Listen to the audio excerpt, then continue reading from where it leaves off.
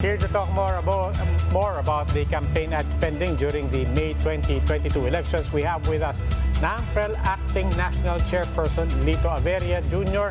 and LENTE Executive Director Ona Caritos. Mr. Averia, Attorney Caritos, welcome to the big story. Yeah, thank you very much for having us here. Thank you, and good evening, Robbie and Gretchen. And thank you for being here. Mr. Averia, let me start with you. By tomorrow, people will be looking at the headlines. Most likely, the headlines will be looking at the simple rankings and so on. But two basic things. One is PCIJ stressed that this is just the initial findings. So, ang unang tanong ko po is, what are the important things that we don't actually know from this report, and what are the things that we don't actually know about actual election spending? Well, one thing is, these are just based on ads, right? The Nielsen report. Okay, these are just the initial numbers that we're seeing. We still have to get the copies of the statement of contributions and expenses from COMELEC, which is part of our request, from the COMELEC, so that we can study the election spending in 2022.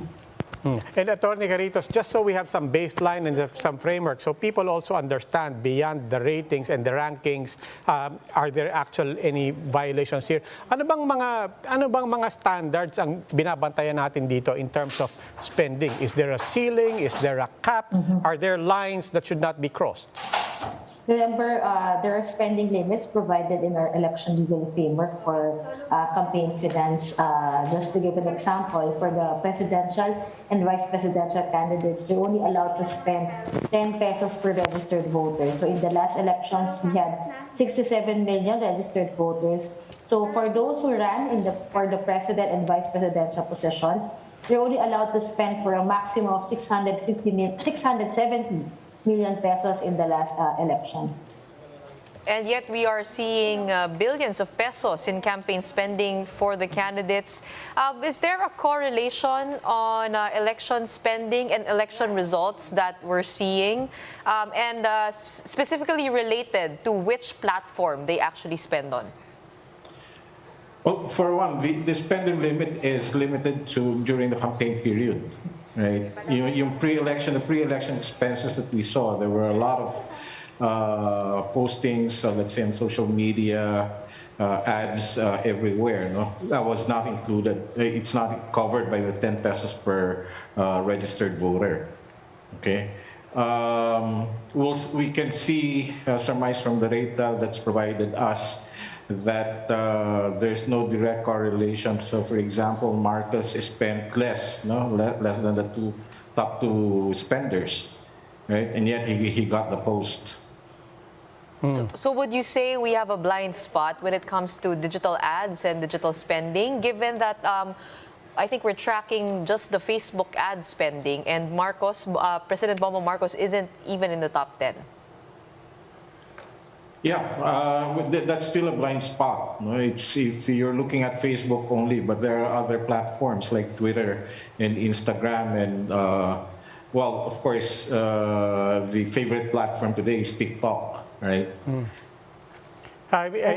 Just to add, Robbie and Gretchen, to what Sir Lito said in answering to your question, you have to remember that in this election, only Meta allowed political advertising in their platform. Google did not allow political advertising, Twitter and TikTok during the campaign period. So we have to take a look. The blind spot in our elections is the use of micro-influencers. Because most of the time, the payment to these micro-influencers, they're not reported in the sources filed by our candidates and political parties. Because most of the time, ang palabas ng mga micro-influencers is that they are supporters of the political party or the candidate.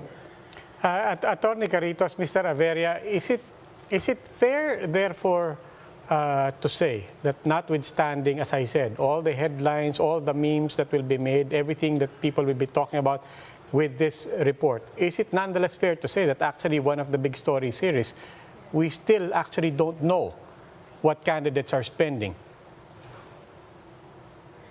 Yeah, that would be an accurate assessment. No, you have to produce content, and to produce content, then you have to support it with funds, right?